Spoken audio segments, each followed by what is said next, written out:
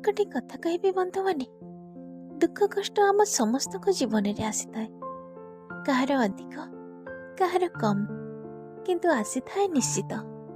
यही दुख कष्ट समय जोटा आम अनुभव करती से जोटा आमको शिक्षा मिली थाए सेटा किंतु दुनिया रे कौन सी स्कूल आमको शिखई न थाए। कहीं ना सफलता सब बेले गोटे भल चिंताधारा ही मिली थाए। आउ भल चिंताधारा ना भल लोक मानक पाखरु ही मिली थाए। कथा मन रखंतु, ये शिक्षा और संस्कार ये केबे आमको नुआइबाकू दबनी, आउ आम संस्कार आमको केबे तलकू पकेइबाकू दबनी।